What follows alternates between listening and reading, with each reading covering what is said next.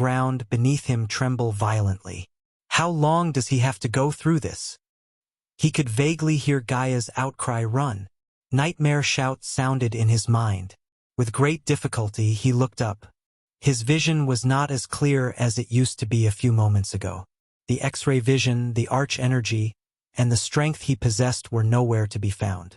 It made sense as the system informed him that his arch-energy flow had been interrupted. He was in a most vulnerable position.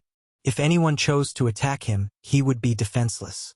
Even a foundation-stage cultivator with a dagger could end his life, let alone a fire giant of soul-refining stage level 8. The girl who slew the mountain troll was at fusion stage level 2. If his guess was correct, the fire giant would reach the fusion stage after merging with the third piece of the soul.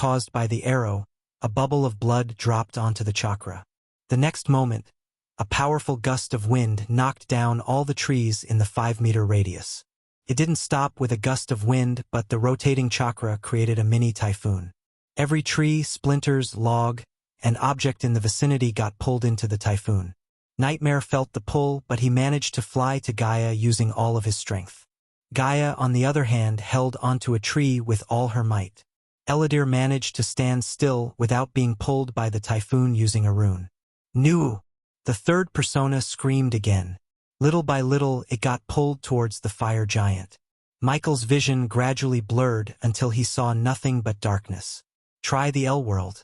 Com platform _ for the most advanced _ reading experience. Human! Gaia shouted when she saw Michael collapse onto the ground.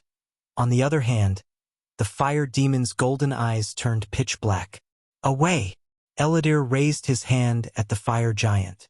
A golden chakra shot out of Eladir's hand and flew towards the fire giant. When the fire giant and the golden chakra clashed, a bright beam of golden light exploded.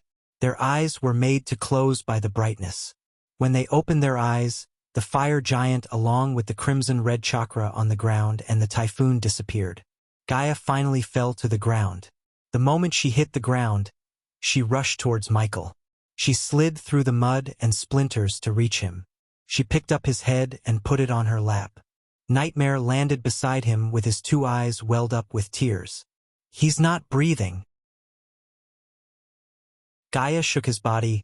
Ghosty Nightmare scratched his arms with his mouth. Now it all depends on the girl, Eladir sighed, looking at the distant horizon. Somewhere else in the Akilan realm, a giant palace was floating above the clouds. The palace was basking in the light of the full moon. This was the residency of the Holy Maiden, the Ice Palace. As the name indicates, the palace was made of nothing but pure ice. Only the Holy Maiden could inhabit such a harsh environment. In the center of the palace, where the snowy mist was covering as far as an eye could see, Rowena was meditating. Her eyes opened abruptly as they twinkled like sapphires. "Fire giant," she mumbled. In a few moments, another figure came running to Rowena. "Holy Maiden, a fire giant has appeared in the Black Forest," Bai Ning exclaimed. Rowena already stood up. The icy swords attached to chains materialized in her hands. There was no door in the palace. She just walked towards a wall, but the wall split open as she approached Holy Maiden. "We need a plan of attack." Bai Ning tried to stop Rowena from blindly rushing into a battle. At first, when Bai Ning sensed the fire giant, its power was over the roof. The fire giant was unusually powerful, and that was what made Bai Ning worried. "I have a plan." Attack. Rowena shot out through the hole, breaking the sound barrier. Visit to Elworld. Discover_new novels. Her figure disappeared into the clouds while Bai Ning followed her behind. The old woman could barely keep up with the Holy Maiden. Order Mazeroth to stay away from the fire giant. It was the last thing Bai Ning heard before Rowena's figure completely disappeared from her sight. Rowena was flying like a bullet towards the Black Forest. She spread her senses to locate the fire giant, and it only took a second to pinpoint its location. The fire giant was wreaking havoc in the Black Forest. It was destroying every tree and everything in its path. Rowena increased her speed. She had sensed the unusual power radiating from the fire giant, yet it didn't stop her. The arch energy radiated from the fire giant was fluctuating. One time it was at fusion stage level 2, and another time it was at soul refining stage level 10. She was slightly stunned in midair when the fire giant directed its gaze at her and talked like a human. The fire giant, now possessed by Michael's broken piece of the soul, threw its fist at Rowena. Covering her fist with chilling ice, she met the fire giant's fist with her fist. Boom! The moment their fists collided, it produced a powerful shockwave that decimated everything in a 20-meter radius. The ancient trees exploded into million pieces. Rowena landed on the ground comfortably while the fire giant stumped back several steps.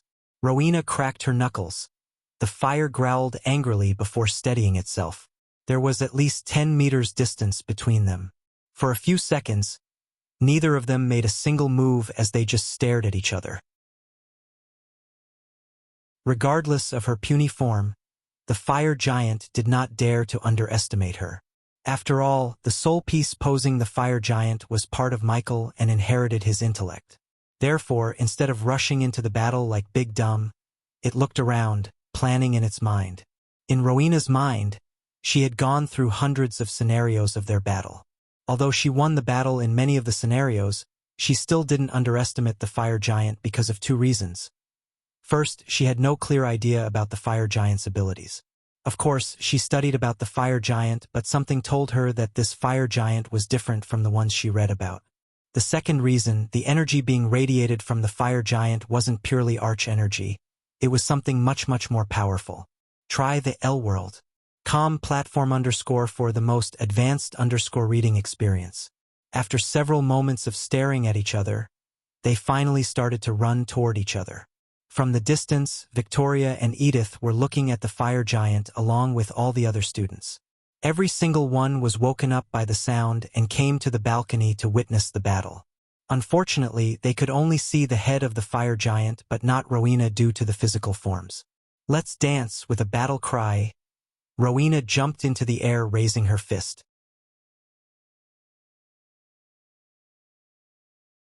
Chapter 454. The cold flames. A trail of icy mist could be seen appearing around Rowena.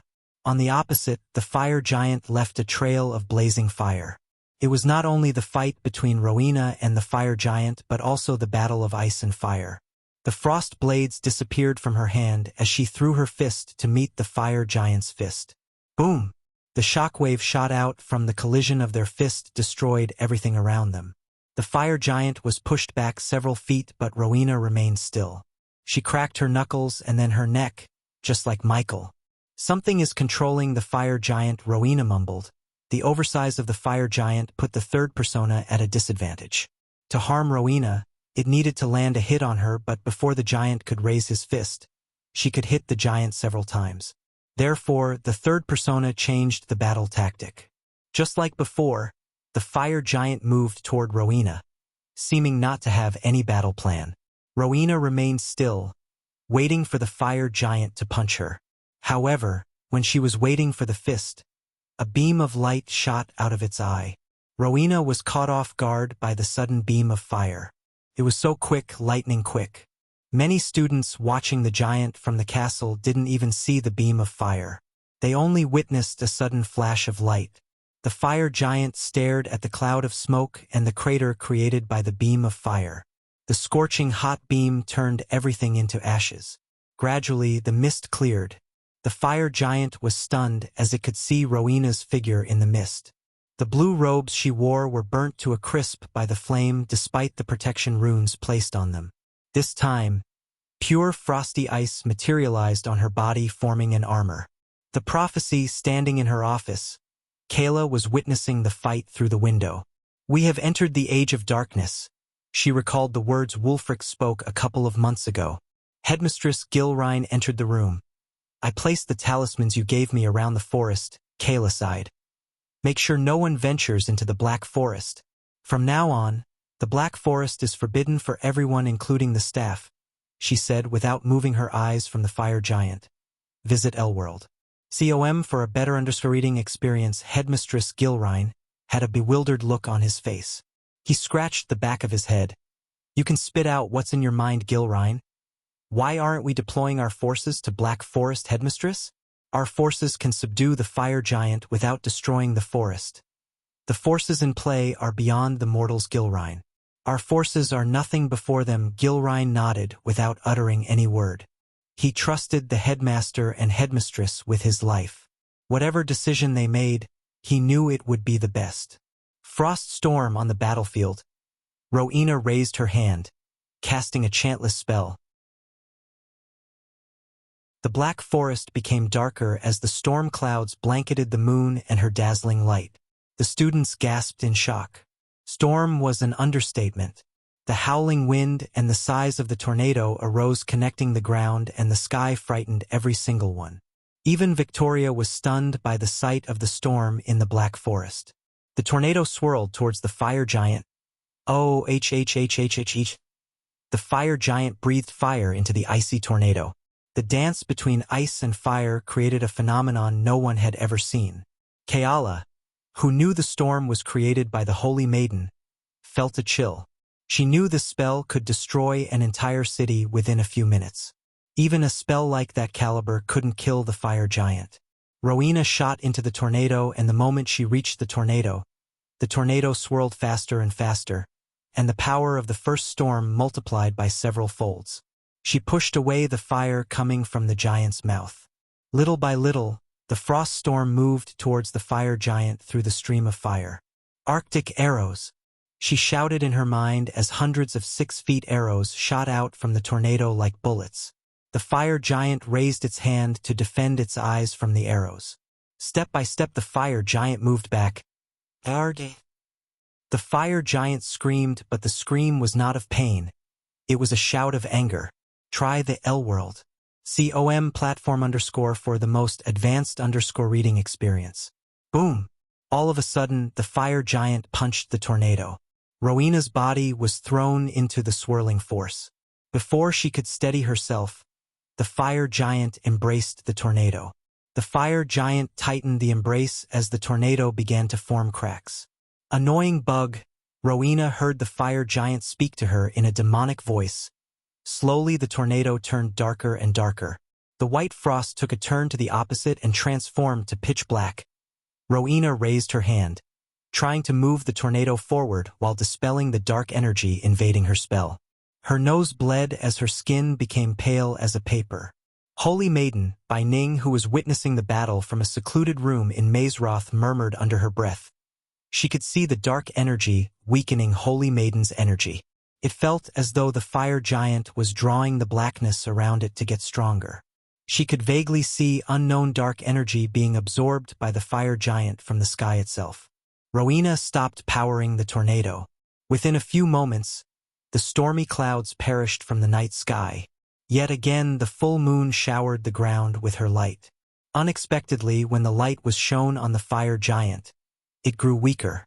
Rowena noticed this by seeing the flicking eyes of the fire giant. When the tornado evaporated, the giant lost its balance. It stumbled forward only to receive a giant fist made of ice to its face. The icy mist enveloped the area, and when Rowena emerged from the icy mist, her eyes were glowing. The students were able to see Rowena now as she was floating, and her figure was growing in size rapidly. The armor covering her body enlarged. In a few minutes, she was in the center of a giant made of ice. Thus, the battle between a human and a fire giant turned into a battle between two giants. Only a few minutes passed when the ice giant grew to the size of the fire giant. Ice mirrors. Rowena noticed the fire giant's weakness to light, so she cast a spell that formed hundreds of mirrors made of ice around them. All the mirrors appeared in the angel to reflect and focus the moonlight onto the fire giant. Even in the face of hundreds of mirrors shedding light onto it, the fire giant stood still. The third piece of the soul was the soul piece of the Dark Lord after all. The fire giant began to smash the mirrors in the sky. The power of the moonlight was the reason Eladir chose this particular day. On any other day, defeating the fire giant would have been near impossible. The fire giant violently smashed the mirrors faster than Rowena created them. Looking at the fire giant getting close to her, she yet again raised her hands towards the sky. Then she called for the most powerful weapon in her arsenal. _@Lworld. I call forth thy coldest flames in the universe. A gush of frosty wind immediately surrounded Rowena's body. An invisible force pushed the fire giant and put out the flames around them. Then, a layer of frost layered everything within a mile radius. From the sky itself, a stream of blue flames flew to Rowena, taking the shape of a winged woman. Primordial Flame Victoria immediately recognized the phenomenon as the primordial flames, while the other students were gawking at the sky, startled. The cold flames, Edith mumbled. For the first time, the fire giant's pitch-black eyes flickered, and Rowena sensed an aura of distress from whatever possessed the fire giant. Victoria never believed the primordial flames possessed a mind of their own, but when she saw the flames escaping from her, and now it had chosen an extremely powerful cultivator as its master, she believed the tests were true. She thought having cosmic energy would let her absorb the primordial flames. Destroyer directly above the fire giant. A giant sword that was triple the size of the fire giant materialized. The frost-covered sword hung above the fire giant as the primordial flames coiled around the sword like a dragon. The sword gradually grew in size to the point it made the fire giant look puny as an ant. Shit, the fire giant mumbled as the sword descended on itself. Boom! When the sword landed on the ground, it created a mushroom cloud as though a nuke went off. The shock wave shook even the castle as many students were thrown off balance. Rowena lost all her strength. Hence, she fell from the sky. She slowly lost consciousness. The battle took everything in her, and before she closed her eyes, she saw a golden light flash across her eyes. Bai Ning teleported to where the battle was happening. She caught the Holy Maiden in the midair before she hit the ground. A deep dark line formed on Bai Ning's forehead as she saw no signs of the fire giant. She spread her senses to locate the giant but found no living beings in the near vicinity. The vital signs in Rowena's body started to diminish, so Bai Ning didn't dare to linger around or go search for the remains of the fire giant. Her first priority was to make sure Rowena was alive and well. After the battle between Rowena and the fire giant concluded, the desolate mountain where Eladir was imprisoned received guests again. Keep him still, _@Lworld. See, Michael's body was violently trembling.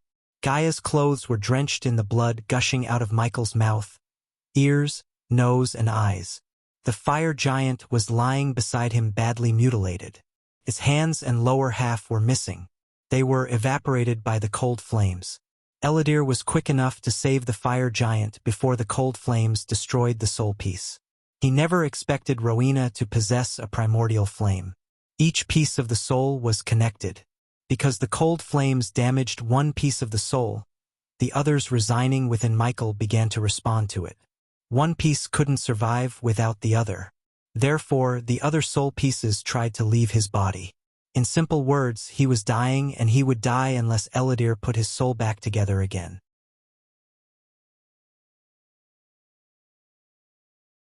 Chapter 455. Michael, Lucifer and Aubr's Michael was dozing in a place where golden reeds expanded as far as one could see.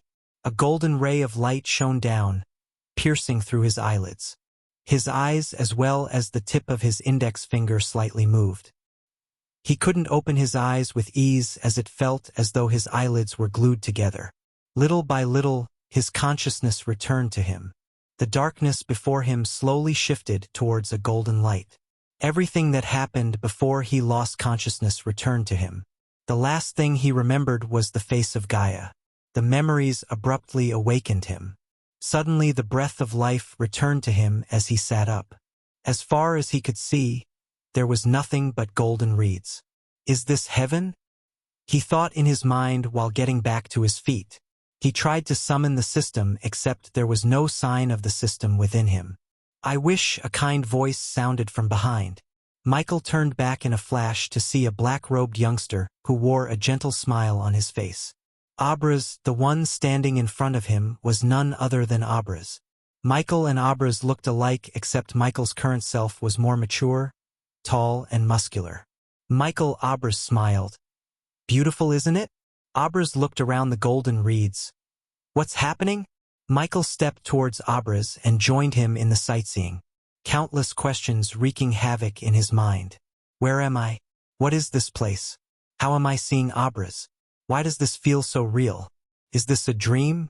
Am I dead? These were some of the questions he asked himself. Are you confused, Michael?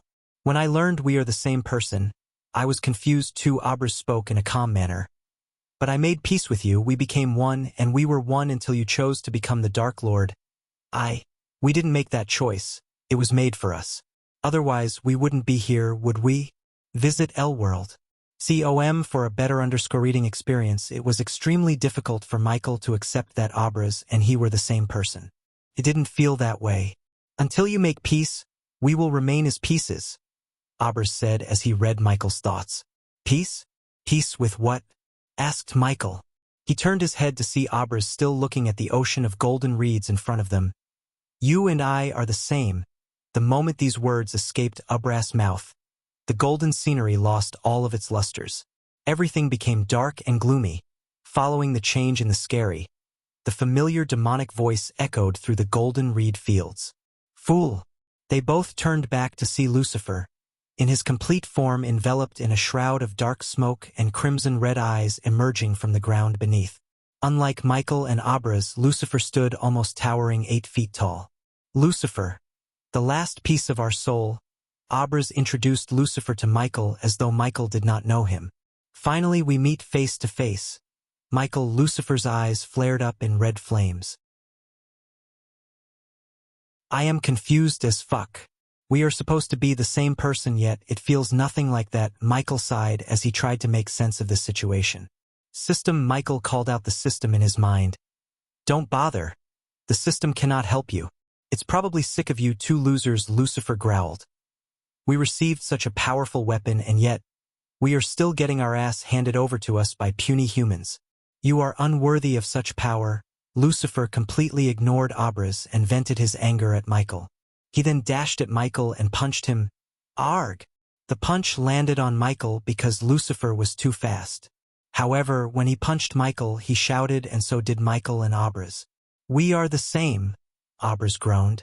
The punch pushed the 3 of them in a separate direction. When each stood up, they noticed they were standing in a triangle. Your focus on mortal pleasures and inability to get stronger has brought this upon us. Lucifer clenched his fist as the surroundings became darker and darker. Instead of putting all the blame on me, why don't you take charge? After all, we are the same, right? Why are you talking to me like I'm the one controlling the both of you? Nun sorters are published on L world. Com. Because when our soul was shattered, the largest piece of the soul went to Earth. You, Abras sighed as he began to explain. That's why you always remain in control, and I feel like a different person to you. It should have been me. Yet again Lucifer growled. Makes sense. Finally something made sense to Michael. In his mind, he simplified Abras' explanation. In mathematical terms, he was 50% of the soul while Abras and Lucifer were only 25% each. Thus, he remained in control of the body as well as the other pieces of the soul. I was on Earth. You, Michael looked at Abras. You were in the sanctuary. Then he turned to look at Lucifer. But where were you? Within both of you fools, experiencing both your pathetic lives. Do you know how it feels to be caged and do nothing? When both of you died, I thought I would be finally free, but no, I got caged again. This time, I will end both of you and take the system for myself. With that ultimate power, I can conquer this world and everything in this universe. And then what? Abras asked. You will bring nothing but death and chaos to the world. Michael doesn't listen to him. We don't have to walk the path he would choose. We have everything a man needs to be happy. A job, a woman who loves us dearly, and people who would shed tears for us. It's enough. You are pathetic. A woman betrayed you and put a dagger through your heart. A job and a woman, humph. We are born to be a god, and gods must bring their wrath upon the mortals to get their loyalty and undying devotion. Give me the system and the control of your being to me. It's time the system had a worthy user. Michael was stuck between Lucifer and Abras. If Abras was one extreme, Lucifer was another extreme. Lucifer hated him and wanted to go on a killing spree with the help of the system, while Abras wanted to settle down and live a peaceful life. Both of their wishes were unrealistic.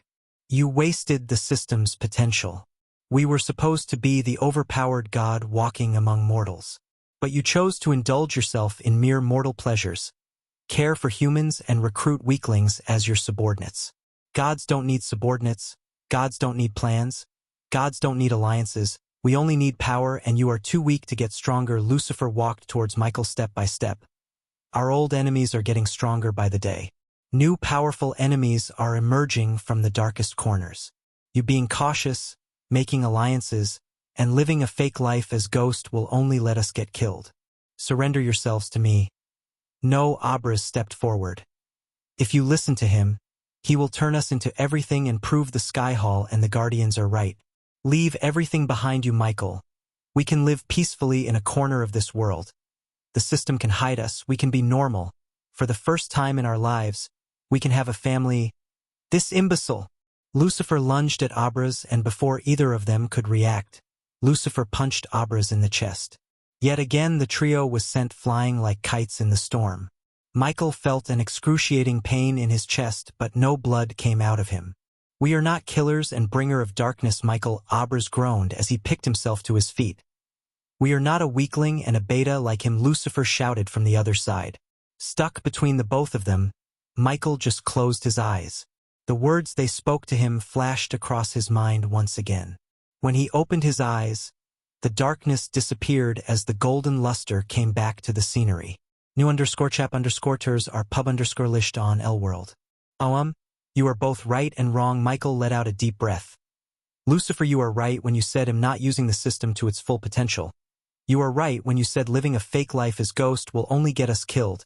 The dark cloud shrouding Lucifer slowly started to fade away as he was making peace with the Lucifer soul piece. But you are wrong about needing no subordinates, no alliances, and mortal pleasures. You yourself said we have new enemies appearing and old enemies getting stronger day by day. We cannot defeat them by being alone. I am not a god yet, and even gods need subordinates to do their bidding. Lucifer tried to say something but raised his hand as no sound came out of Lucifer's mouth. As the majority soul holder, Michael started to fully realize his power and exerted his power over Lucifer. He then turned his gaze at Abras. You are right. We are not bringer of darkness. I found a girl who loves me more than anything. But you are still naive, Abras. We can't live peacefully. Not now, not soon, not ever. You did nothing wrong and look what happened to you. You were betrayed. Your mistake cost you everyone you ever loved. When I'm done, no one will be in our way to a life you've dreamed of. Both of you will get what you want. Michael exerted his power over both of them.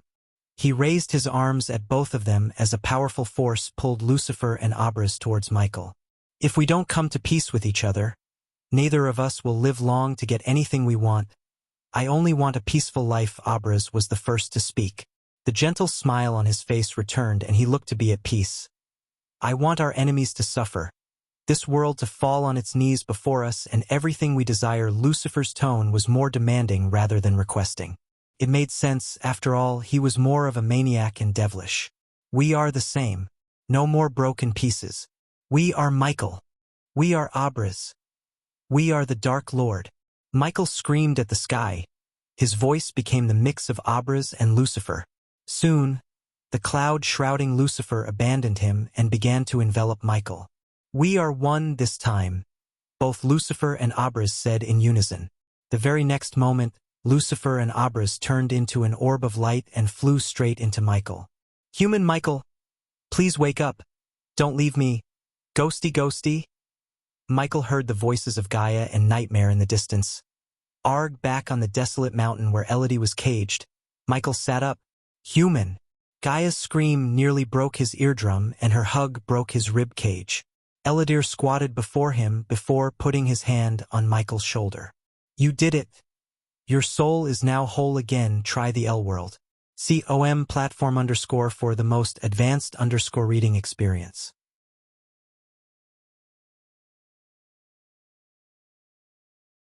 Chapter 456 The Dark Flames I Host. Michael Cultivation Level. Core Strengthening Stage.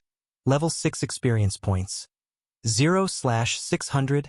000 Badass Points. 60,000. 40,000 Badass Points Loan. Skills and Spells. Wind Blast. LVL 6 Responsive Shield. LVL 8 Environment Scanning. LVL 6 Ignitia. LVL 8 Lightning Dash. LVL 6 Energy Devour. LVL 2 Soul Eater. LVL 1 Death Range. LVL 3 Eyes of Darkness. Normal. Can sense the cultivation level of others. Eyes of Darkness. Lucifer. Can sense the cultivation level of others. Can see through illusions. Cloud of Darkness. Lucifer. Weak-willed enemies will lose their courage completely and surrender. Death range will be 50% more powerful. And if activated in darkness, the host's cultivation level will be boosted 4 levels up regardless of the stage barrier. Wordless Spellcaster. Lucifer. In full Lucifer form, the host just has to think of the spell to cast it. Techniques. Swords of Destiny, 98% Mastery Ring of Fire, 88% Mastery Serpent Maga, 97% Mastery Occupation. Core Disciple of Sunrise Sect. The Guardian of Sunrise Sect. Lord Lucifer of the Abyssal, the Dark Lord King of Bradford status. Healthy goals. Control the world, rebuild the Order of Death. Full on the L world. COM platform. Utility function. Banker, LVL 5. Ratio 1000 gold coins. 40 badass points. Runic teleportation X-ray vision. Also integrated with Eyes of Darkness. Wealth. 15 million gold special trait. 5-star alchemist, 4-star inventor subordinates. Gaia warrior. Loyalty level 100%. Raylene 5-star chef. Loyalty level 99%. Arya assassin. Loyalty level 68%. Heinberg warrior. Loyalty level 45%. Maxine warrior. Loyalty level 98%. Tiberius warrior. Loyalty level 55%. Sadie. Loyalty level 40%. Ricky. Loyalty level 98%. The Silent Reaper crew, the pirates. Loyalty level 90%. Base of operation. Sunrise Sect. The Abyssal, the Crypt Kingdom of Bradford Familiars. Nightmare. Forest Dragon Vidora. 3-headed Hydra. Elemental Manipulation. Wind. 10% Mastery. Fire. 10% Mastery. Lightning 15% Mastery. Darkness 20%. The moment he woke up, he was taken into the system interface and presented with the status window where he noticed a couple of changes. He leveled up by 2 levels. Previously he was a core strengthening stage level 4 cultivator, but at the moment the status window showed level 6. Reading through the status, he saw an entirely new row. Elemental manipulation. As the name suggested, elemental manipulation was the power to control the elements themselves. In this world, only a few could control elements, including Michael. It was a power that belonged to the most powerful ancient gods. Their existence was hidden from the rest of the world by Skyhall, as the existence of new gods would cause chaos among the religious institutes and alter everything the people believed. So, system, what's your explanation for what just happened? The most up-to-date NOV_Ls are published here, L-World. The system level is dash. Thought so. Michael interrupted the system before it could finish its annoying answer. Victoria, you bitch. He suddenly remembered the massacre of the sanctuary. Since the soul piece was merged into one, Michael didn't feel like Abraz was another person. In addition to the changes in the status window, Michael also sensed changes in his mentality. For instance, he craved to control the world more than he felt before. This world lacked God's intervention and Michael wanted to fix that. Gaia was still embracing him with all her might, with Nightmare stuck between them. His vest started to feel wet by the tears gushing out of Gaia's eyes. Why are you wasting those precious tears? They should come from our enemy's eyes before dying. Michael lifted her head gently. He cupped her face, wiping the tears with his fingers. Smile. He smiled at her. You scared me, bastard. Sorry for the inconvenience caused by my broken pieces of the soul, he said sarcastically. Ghosty, are you fine now? Nightmare looked up at him. Michael never thought a dragon's face could show such a clear-cut expression. Seeing the dragon worry about him warmed his heart. I'm whole again, just like Eladir said. He looked at the half-elf standing obediently a few meters away from them.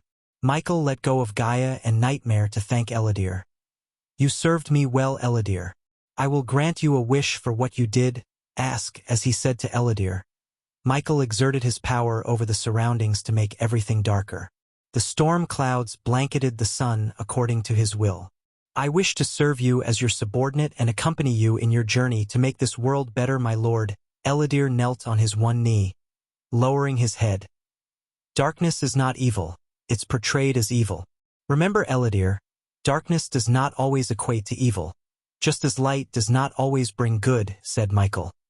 I bring darkness so everyone can see the real light.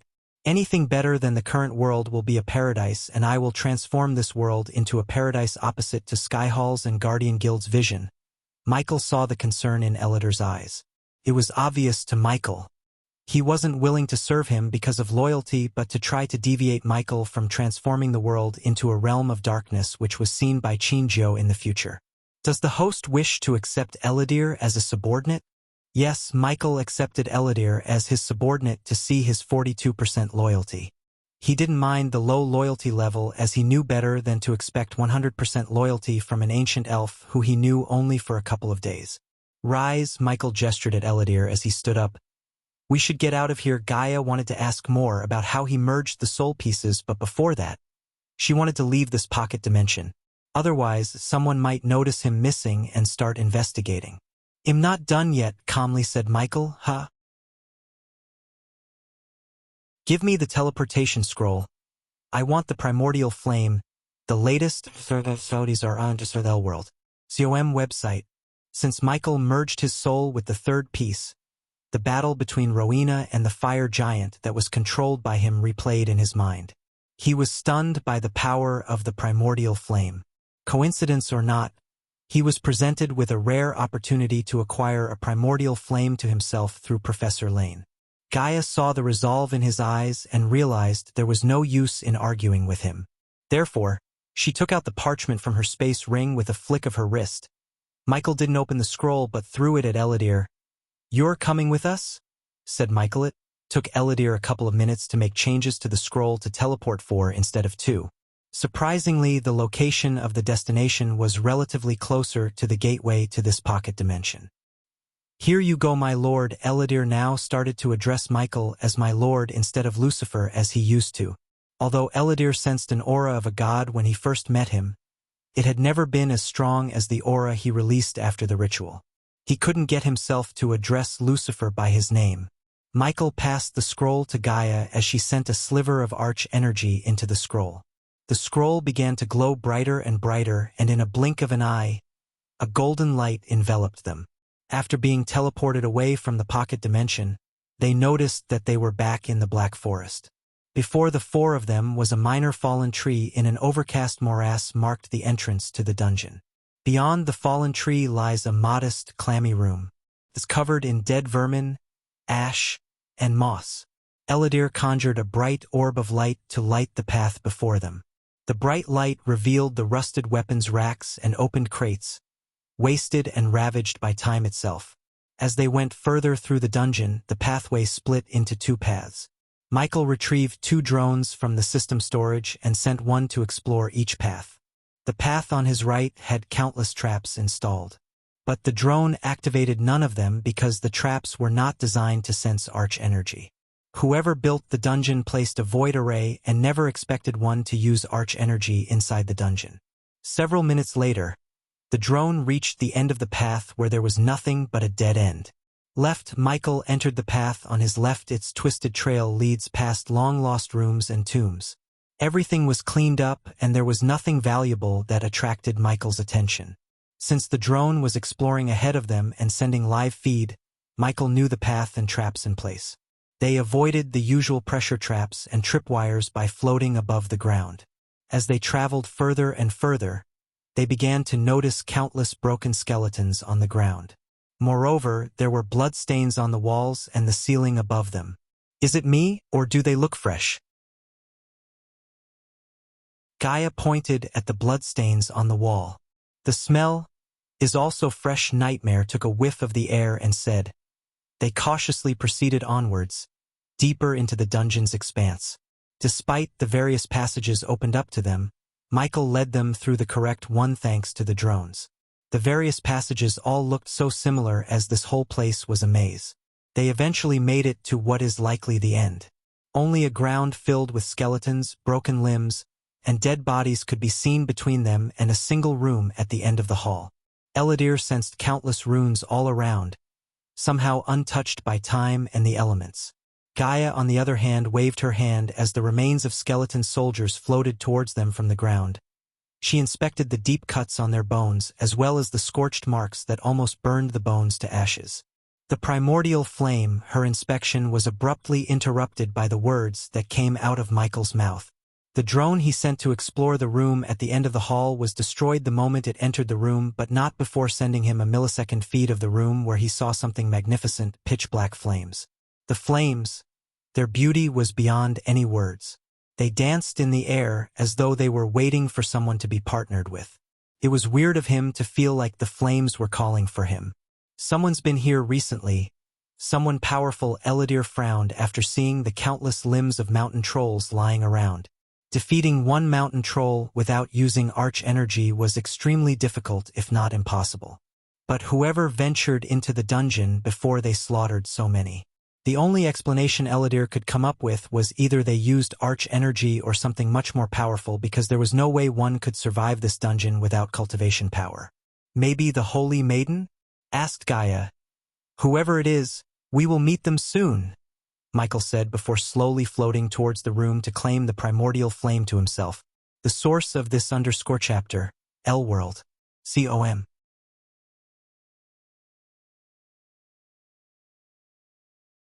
Chapter 457. The Dark Flames. The closer they got to the room, Gaia felt an immense amount of pressure crushing them. It was as though an invisible mountain landed on their shoulder. Nightmare gasped for air in Gaia's hands. Stay here. Noticing the hard time they were having, Michael decided not to take them with him into the chamber. I'm not gonna argue. Gaia agreed with him, and so did Eladir with a nod. When Michael entered the chamber, he saw the black flames dancing above a pillar made of marble. Like the flames had sensed him, they leaned in his direction. Michael slowly reached out for the flames as they advanced toward him. Warning! Warning! Warning! Warning! Extreme level of radiation detected.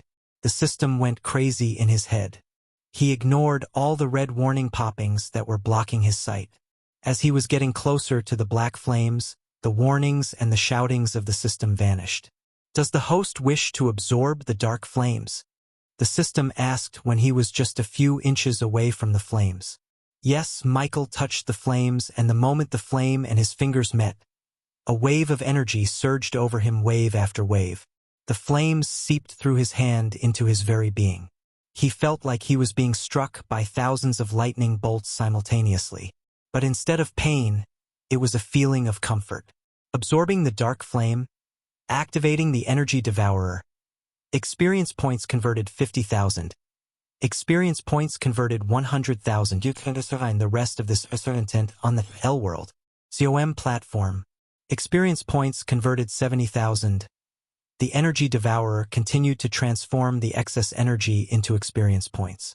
Michael thought it would stop in a few minutes, but on the contrary, it lasted until he began to level up rapidly. Congratulations to the host for leveling up. The current level is Core for Strengthening Stage Level 7. Congratulations to the host for leveling up. The current level is Core for Strengthening Stage Level 8. Congratulations to the host for leveling up. The current level is Core for Strengthening Stage Level 9. His excitement was going through the roof. He bottled his excitement when he reached Core Strengthening Stage Level 9, as he thought his leveling up would stop there. Congratulations to the host for reaching the next stage, the Soul Refining Stage. Oh my God. He's breaking through. Gaia sensed the violent energy fluctuations in the surroundings. The celestial energy descended from the realm of angels, creating ripples in the night sky. The last time Michael witnessed the celestial energy descending was when he traveled to the Rainbow Island, where Layla's disciples prevented Christopher from reaching the soul refining stage. The system regulated the celestial energy through Energy Devourer. Hence, the jumping from the core strengthening stage to the soul refining stage was so much smoother than the rest of the cultivators in the world. His skin turned darker and darker to the point he looked downright black except for his crimson red eyes. But soon, the red fire in his eyes was too invaded by the dark flames and transformed from red to black. Congratulations to the host for leveling up. The current level is Soul Refining Stage Level 1. Congratulations to the host for leveling up. The current level is Soul Refining Stage Level 2. The leveling up spree finally stopped at Soul Refining Stage Level 2. The dark flames now completely merged themselves with Michael's soul, strengthening every fiber in his body. The dark flame absorption is completed. All of the host's spells and skills has strengthened by the dark flames. The host is now immune to all the attacks under the soul refining stage except attacks powered by another primordial flame. The host's mastery over the darkness element is increased by 5%. No _chip_scripters are pub_ on L World. COM. The host's mastery over the fire element is increased by 5%. Potions and pills made using dark flames will have 94% purity. The spell responsive shield has merged with dark flames and transformed into dark shield. The spell Ignitia has merged with dark flames and transformed into dark Ignitia. The spell Windblast has merged with dark flames and transformed into dark blast. The spell Ring of Fire has merged with dark flames and transformed into Ring of Dark Fire. All these spells were powered up by the dark flames and became much more powerful. All these changes transformed him from a mortal cultivator to a godlike existence. Anyone under the soul refining stage would have no chance of defeating him even if they used legendary spells. He could kill them with a single spell in his normal form, and if he was in his full Lucifer form, it would only take him a punch to destroy his foes. Moreover, in his complete Lucifer form, he could defeat anyone in the soul refining stage and had the chance to defeat cultivators under fusion stage level 3. The dark flames was one of the power seeds of darkness. Every time he obtains a seed of darkness, his power would grow exponentially. No one in this world knew the existence of these power seeds, and just like the seeds of darkness, there existed the seeds of light. In the race to get the seeds, Noah already obtained heaven's flames. By absorbing the dark flames, Michael now equalized odds. However, compared to Noah, Michael was on the next level in terms of power because Michael obtained the primordial flames of his source power, darkness. Noah, on the other hand, absorbed heaven's flame, not the light flame. Hence, he didn't go through the change as Michael did. This feels good. Michael grinned as he conjured the dark flames. The majestic dark flames danced over his palms. Then, in a blink of an eye, the flames turned emerald green. He could now change the flames to his will. Human, just as he was about to see what else he could do now, Gaia called him. He walked out of the chamber only to see the skeletons as well as the dead bodies reanimating again. In a couple of minutes, hundreds of skeleton soldiers and almost 20 mountain trolls stood in front of them. The dungeon expanded in size to accommodate all the trolls and the skeletons. Gaia could crush the skeletons no problem, but the trolls were the real threat. Even with her cultivation, if the trolls managed to get their hands on her before she cast spells, she was as good as dead. Edlitter felt the same, except he had no core strengthening stage cultivation. If he were to fight the army of skeletons in front of him, even with his runes, he could survive the dungeon for a few minutes top. Due to the army of skeletons and trolls in front of her, Gaia had no time to be stunned by his breakthrough into the soul-refining stage. The sight of hundreds of skeletons and trolls didn't scare him the slightest. On the contrary, it put a grin on his face. Visit Elworld. Calm. For the best-known experience, stay back, Michael said calmly before walking towards the skeletons and the trolls. Immediately the skeletons standing in front rushed at him, waving the rusty swords in their hands. Dark Blast Gaia witnessed a dark crescent wave shoot out of him, blasting the skeletons to pieces. Everything the dark wave touched burned to oblivion. With a single spell, Michael decimated at least 30 skeleton soldiers, and he didn't even use his full power. Lightning dash in a flash, he dashed to the center of the army. Ring of Dark Fire. Before the skeletons and trolls could react, he cast another spell.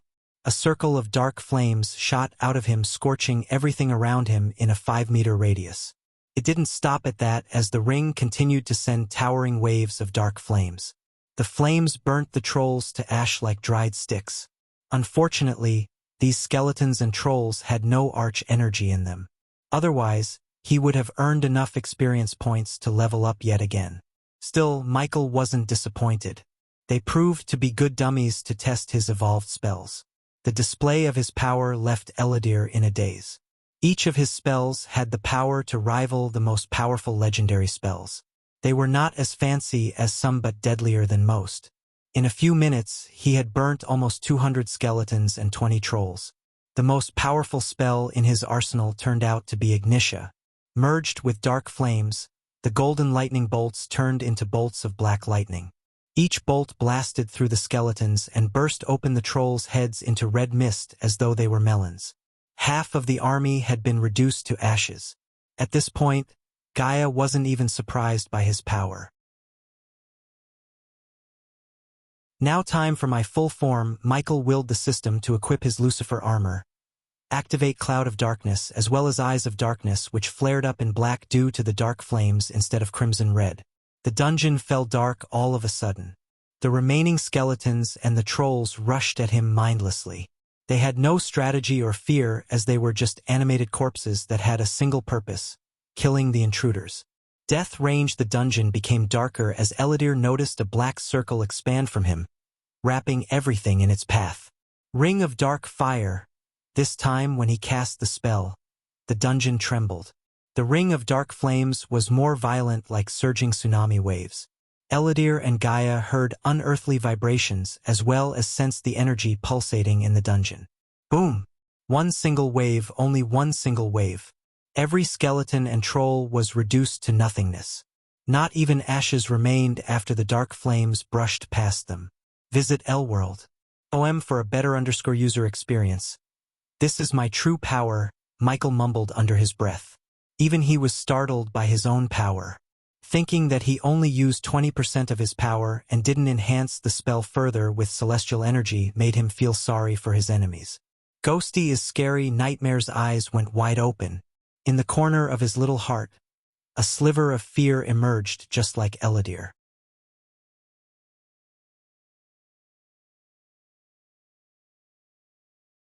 Chapter 458 Pirate Heaven. Aiden inside the Ice Palace. Rowena meditated with her eyes closed. Her eyes slowly opened when she sensed Bai Ning approaching her.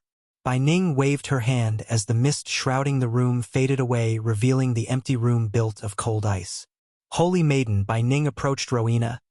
I scoured the black forest, but I didn't find the fire giant's remains. Rowena slowly opened her eyes after hearing Bai Ning. That is now a problem of Mazeroth, Rowena said coldly. But Holy Maiden, the energy I sensed from the fire giant was something ominous and sinister. It's the Dark Lord. Bai Ning felt a chill running through her spine the moment Rowena said this. She suspected it, still it was shocking to hear from the Holy Maiden. I must alert the elders. Don't bother. I already ordered them to stand down. Bai Ning was stunned. What? Why? How long have you been searching for the Dark Lord? Rowena stood up. Bai Ning couldn't guess what was the meaning behind her question. For nearly 4,000 years, answered Bai Ning. You didn't find him then, and you are not going to find him now. If I am right, he has covered all his tracks. Rowena was calm. Too calm despite the situation. Bai Ning disliked the Holy Maiden taking the threat posed by the Dark Lord so lightly. However, the old woman knew better than to disagree with Rowena. What do you suggest we should do, Holy Maiden? Nothing, as Rowena said. She gracefully walked toward the wall behind her and waved her hand. The wall slowly split open, revealing the floating mountains and puffy clouds beneath them. Rowena closed her eyes, absorbing the cold energy of the dazzling moonlight. The Dark Lord won't stay in Aquilan realm for long. We have to catch him, Bai Ning said to herself. When the time comes, we will meet the Dark Lord. The most up-to-date novellas are published under Surreal World. See, the OM Rowena would rather focus on getting stronger than wasting her time looking for the Dark Lord. It was not her job, but the Great Eight Clans. She approached Bai Ning and then flicked her wrist as a golden parchment appeared in her hands. The scroll looked exactly the same as the invitation to Mazeroth that Ghost received. Mazeroth has chosen Sabrina. Send this to her. Rowena handed over the parchment to Bai Ning. Holy Maiden, if I may, can I ask you something? Rowena nodded at Bai Ning. Your brother was also chosen by Mazeroth, but why didn't he come? Because I told him not to. Not yet. Bai Ning was stunned. Do you remember the assassins you brought me, Bai Ning?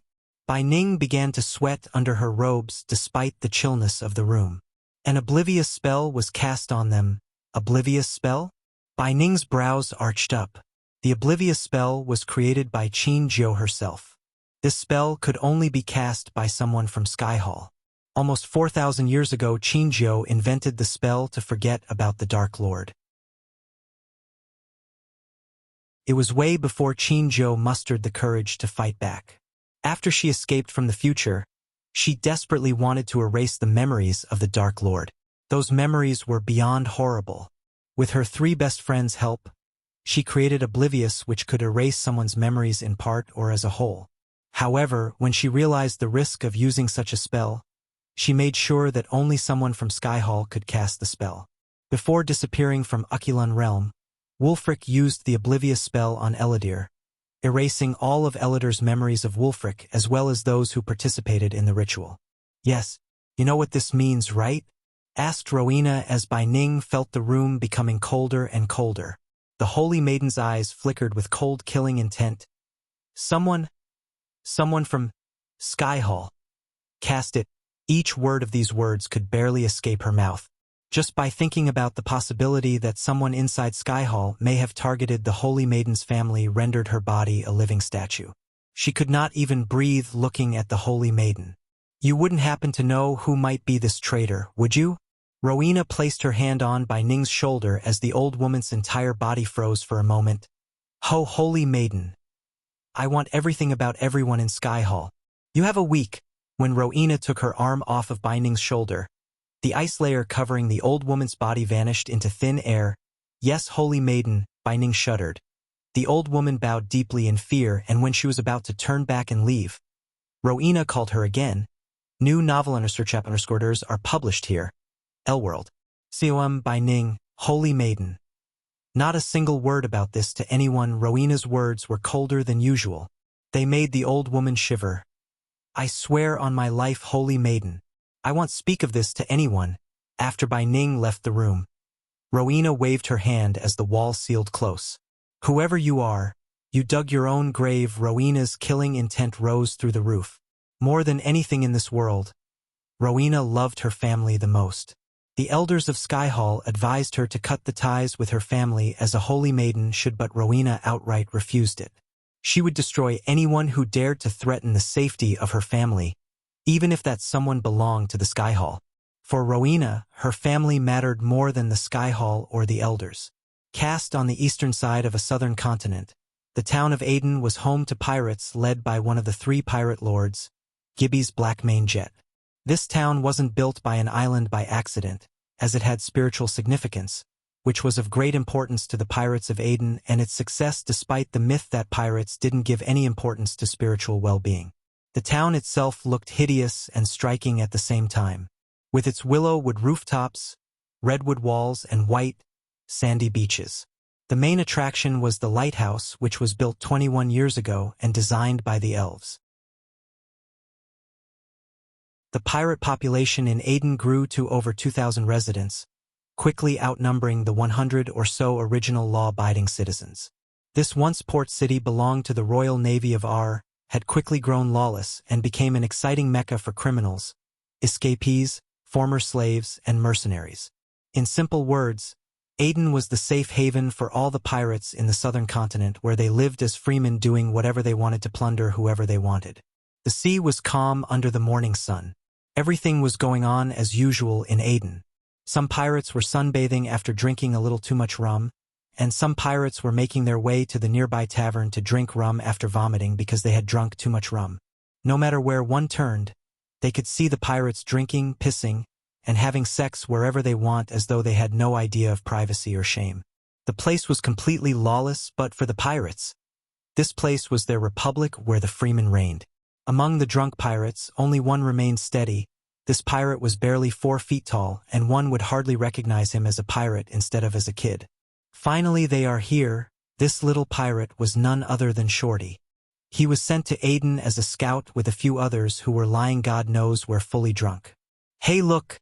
War frigate approaching. What the hell? What flag are they flying? Some of the pirates who were not so drunk saw the 5 ships approaching their island and began to wake the others. Old Bertha was gracefully sailing in front like a formidable leader. The name Old Bertha hardly suited her, as now she was fitted with brand new cannons, reinforced black hull, black sails, brand new rudder, as well as 2 mortars, one between each neighboring pair of masts for long-range battle. Behind her were 4 brigades, and they were all sailing in a rhombus formation. Try the L world.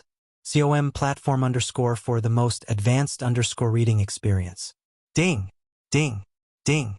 Shorty heard the bell sounds ring across the island, alerting the rest of the pirates and mainly the pirate captains. It's Pirate Lord Corey. They are flying Pirate Lord Corey's flags. The experienced pirates quickly recognized the lips and lightning bolt symbol on the black flag. The moment they saw the flags, they knew the ships belonged to Pirate Lord Corey and did not dare to fire the mortars. The residents of Aden quickly arrived at the port to see the 5 ships anchoring. Their eyes were glued to the mean-looking Old Bertha. They had never seen a ship completely painted in black, as pirates considered painting the ships a waste of gold coins. Shorty couldn't wait to join back on Old Bertha. He was getting sick of living in Aden. All one could do on this island was get drunk, and since Shorty quit drinking so he could become a cultivator, he had nothing else to do except watch others get drunk and hump. Nonetheless, he still couldn't join his crew, not yet.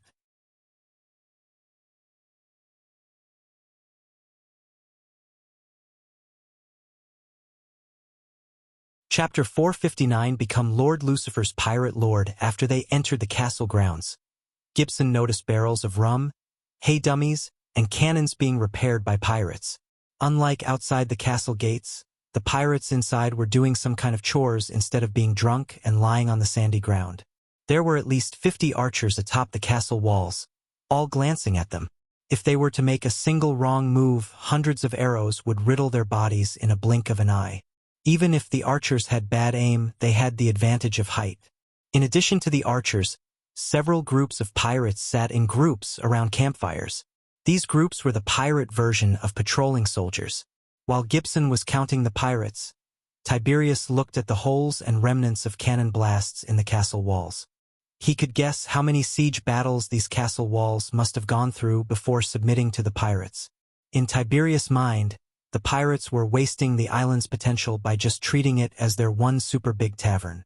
There was no law, order, or even basic hygiene. He remembered Lucifer saying if these pirates were left ungoverned, they would not only be a threat to others but also to themselves. He could now agree with Lucifer's statement. He wondered why the Royal Navy of Ar didn't bombard this island and deal with the pirate threat. Why didn't we see any of Blackman's fleet on the sea? Asked Tiberius, the pirates were not fond of a strict hierarchy and calling others my lords. They considered themselves freemen, so even the pirate lord could be called by his name without any titles. Pirates hated these noble titles. Most of them hardcore pirates like Blackman believed respect is earned through power and riches, not by titles. The only titles they allowed were captain and pirate lord.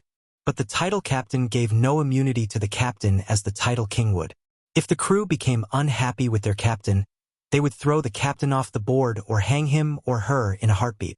The same was true for the pirate lord too, but there was never been an incident where the crew mutinied against a pirate lord before. Why? You want to test us? The bold guy in golden robes snickered. Don't mind my friend here.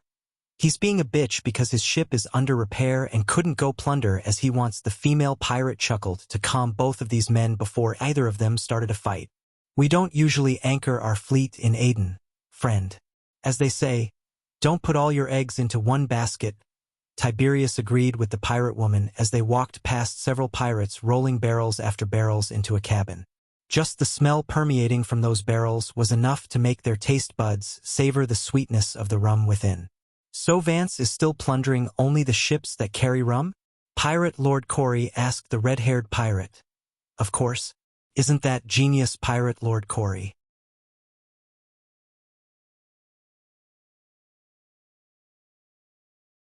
None of them dared to raise their voice or approach Corey because of her infamous reputation as a witch. Melina and the bold man knocked on the door after climbing the stairs leading to the second floor. This _ content is taken from Elworld. Come in. Melina opened the room to be welcomed by a man sitting behind a large oak table with several maps and rum bottles. He had a pair of dark brown eyes, a tanned complexion, straight black hair hanging over his broad shoulders, and a stubble beard. Currently, he was sitting on a chair and drinking with his feet atop the table. A long greatcoat was hanging on the stand near the table, and he was in a dark shirt revealing his chiseled chest and matching gray leather trousers. He also wore a stud earring on both ears as well as a scar that ran across his left cheek. What a fucking surprise. Pirate Lord Corey, here in Aden, outside of her which island, just like his look. His thick voice too had a flair of cruelty to it. Go entertain yourselves. Gibson dismissed the crew by sending them to the tavern below with a pouch of gold coins. After the crew left the room, the bold man closed the door as Corey took the chair in front of the table while Tiberius and Gibson sat on the chairs behind Corey. They let Pirate Lord Corey lead the negotiation as they planned. What can I say? Times are changing, Vance, Corey calmly said. I assume your sudden visit to Aden is not to enjoy our hospitality. Not entirely true. I heard you can't find a finer rum anywhere else. Whores too. Vance grabbed Melina's hands before pulling her closer to him. She sat on the chair's arm, seductively laughing. I heard things too, Corey. Things like the legendary Silent Reaper resurface, one of your pirate captains leaving your side to join another crew, and my favorite. Vance paused for a second and went on. Magic-wielding captain. If I was not too drunk, I heard he's called Lucifer. Lord Lucifer, Corey corrected Vance, and when Vance saw the look on Corey's face, he was surprised. Initially, he didn't believe such a rumor that someone was using magic inside the Void Line. To this day, he couldn't believe Corey was able to use magic. Imagine his surprise when his crew told him that the captain of the black ship could cast spells and use magic. Did I hear you right? Melina, did she say Lord? Because I heard she say Lord, Vance asked Melina. Yes, she did. Full _ current _ novel on Elworld. So when you said times are changing, you meant you became someone else's bitch. Gibson quickly pressed Tiberius' feet with his fake leg to stop him from lunging at Vance. Like it or not, they were in a pirate fortress without Lord Lucifer or the Dark Queen. Old Bertha could give a hell of a fight, but she wouldn't be able to survive if all the pirate ships and defenses around Aden bombarded them. Being a bitch is better than being dead, Vance. You have to be alive to enjoy the pirate life. Corey smiled, but behind that smile, one could see the hidden menacing look. If I don't know any better, I would consider that as a threat. Vance's voice became colder. What I'm here to offer you is an opportunity of a lifetime. Vance. Corey leaned forward. Getting richer and stronger without making an enemy out of the kingdoms and R. How does this sound, Vance? Let's just assume I'm interested in such an opportunity. What's the catch gonna be? Vance did not seem to be interested at all. Instead of looking at Corey while he was speaking, he was playing with Melina. Tiberius' eyes twitched. He knew by looking at Vance's attitude and the way he talked that this negotiation was destined to fail. Join Lord Lucifer's ranks as his pirate lord. The moment Corey spoke these words, Vance stopped playing with Melina's lips. He turned his gaze to Corey, and those pair of eyes were flowing with murder. In other words, you wanted me to be... Vance stood up. A bitch. He banged the table as the rum bottles on the table blasted away. Despite Vance's outburst, Corey was still calm. Visit Elworld. COM for a better reading experience. What if I say Lord Lucifer can grant us immortality? Melina and the bold man who listened to Corey were startled. Vance wasn't interested in riches and power like many others in this world. He would rather live his life plundering rum and drinking than capitalize on a golden opportunity. There was nothing much Corey could offer that would tempt him except immortality.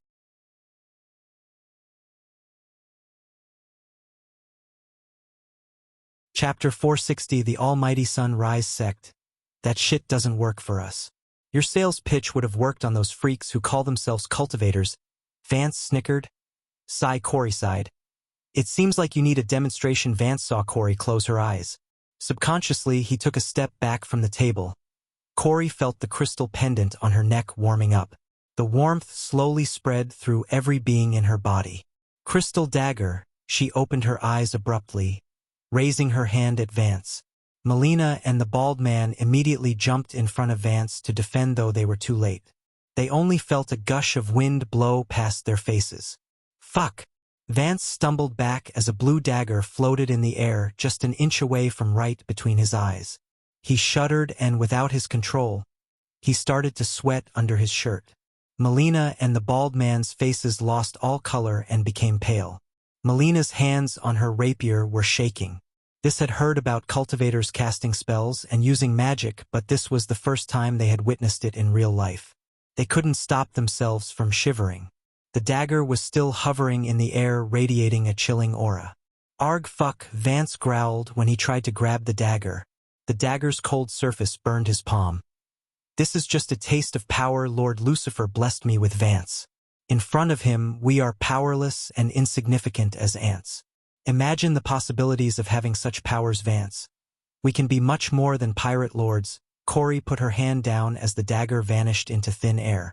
Only now Vance could let out a heavy breath. He just stared death in its eyes and survived to tell the tale. His mind was slowly digesting the fact of how insignificant and powerless he was, just as she said. If Corey wanted, she could have simply killed him and the two pirate captains in a blink of an eye without making any fuss. They could have walked out of the island simply, as by the time the drunken pirates noticed their bodies, they would have been long gone. Still, every fiber in his body screamed against him at the thought of serving someone else other than himself. He felt as if he was being forced to bend his knees. He preferred to die on his feet than to live on his knees like a true pirate. You have 2 weeks to give us your answer, Vance. Corey stood up to leave. There's our post finished on Elworld. What if I didn't? Vance's question stopped her on her way to the door. Nothing. Corey didn't even turn back. If you can't grab an opportunity when it slaps you on the face, you're not the pirate I thought you are. Tiberius followed Corey and Gibson behind, leaving the pirates stunned. He couldn't help chuckling, noticing the fear in their eyes. Pirate Lord Corey, is it okay to leave them?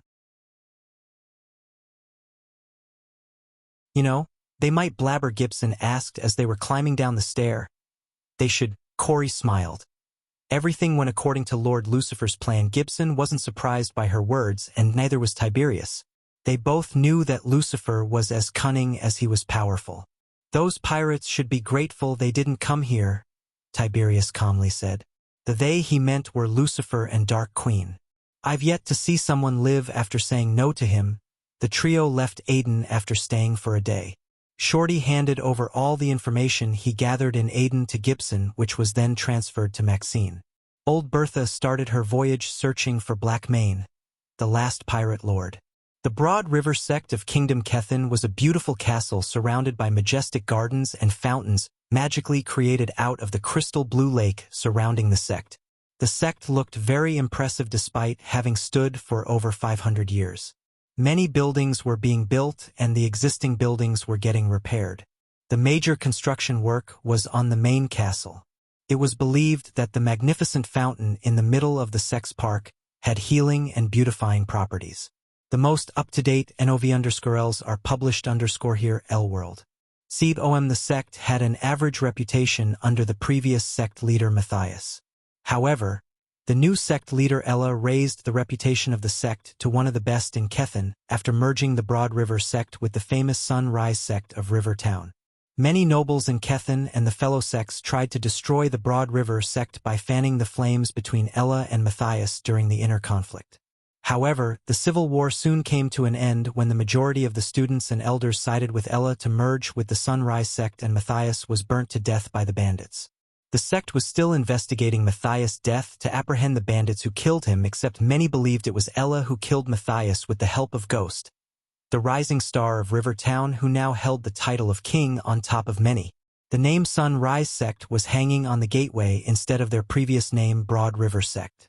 They engraved the golden words on black metal. At the moment, Ella was going through a stack of documents located on a long oak table in a spacious room with many windows and many portraits of the previous sect leaders. The portrait of Ella's family, a bearded man and a black-haired lady in a red dress hung behind Ella. There were some delicate silver instruments puffing smoke and whirring on a table next to the big oak table. One could also see several book racks filled with ancient books and parchments. All of them were illuminated by the majestic chandelier right above the crimson-red rug. Any visitors could rest on the comfy black couches given to her by Claire as a gift. In addition to the couches, there was a wooden throne-like chair located just before the oak table for having official talks. Unlike before, Ella did not wear a dark cloak covering herself. Thanks to Ghost's potions and cream, her burnt skin recovered its natural glow. Her skin now glowed like jade, so she wore colorful clothes that expressed her joy rather than gloomy dark robes. Despite her 40-plus age, she looked as though she was still in her late teens. She had already started to receive many proposals only to get rejected by her one after another. She was rejecting not because she had no plans to get married, but rather because she was waiting for the right man. Knock, knock, knock. While she was reading all the income and expenses reports of the sect, someone knocked on the door. Headmistress, come in, Ella said and put down the report to take a break. A young female disciple dressed in a long black coat with red linings walked into the room carrying a cup and saucer. This underscore content is taken from L-World. Headmistress, hey, race your tea. The young girl brightly smiled at Ella and placed the tray on the table. And headmistress, sect leader Olivier has arrived and is on his way to meet you. Ella took a sip of tea and felt a surge of sweet, aromatic energy exploding in every fiber in her body. The exhaustion of reading through the report evaporated along with the smoke coming out of the tea.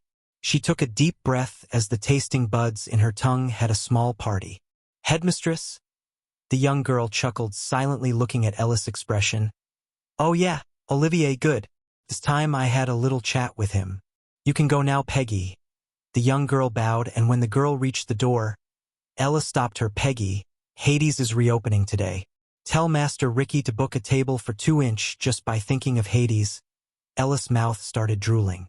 To be honest, she could not wait to finish the meeting with Olivier and stuff her belly with as much food as she could. It had been too long since she tasted Raylene's cooking. She was glad to be in the close circle of Ghost. Otherwise, she wouldn't be able to get a table in Hades whenever she wanted. Even the Princess of Royal Land and her friends had to book a table 2 weeks earlier. As you wish, headmistress. After the girl left the room, Ella continued to enjoy every sip of tea. She felt the thousands she spent on getting a flask of Raylene's tea was totally worth it. Each and every sip was sweet, mind-boggling goodness that soothed her from within. Only she hated the feeling of the bottom of the cup. "Headmistress is waiting for you, my lord." Ella heard the guards outside speaking to someone, and shortly after, she saw Olivier, a bald old man with a bushy white beard, strolling into the room. The old man looked to be in his late 70s and wore plain white robes. He looked to be in his late 70s while his real age ranged between 100 to 150. Ella noticed the dark circles under his eyes. Everyone in the sect leader's circle knew the man was struggling to break through to the core strengthening stage. He was stuck on the core formation level 10 for more than 10, and even Ghost's revitalizing pills or cultivation enhancers could not break his bottleneck. That didn't mean Ghost was unable to help Olivier with his bottleneck. In fact, he left a crate of special potions just for people who were suffering from cultivation bottlenecks. A potion from that crate was Ella's major bargaining chip with the negotiation she is about to have with Olivier. Visit L-World. for a better_reading experience. Thank you for coming to meet me. Sect leader Olivier.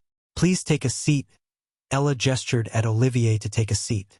Regardless, the current Broad River sect was much more prominent than Oliver's White Cloud sect, and in fact, the two sects shouldn't be compared, as the current Broad River sect had become a mammoth in Kethen. That was why Olivier came all the way from his sect to meet Ella when she summoned him. Offending Ella would be like offending the Sunrise sect. Nowadays, they had the same influence and power to be equal to the three big sects themselves. How would you like to join our Sunrise sect? Sect leader Olivier.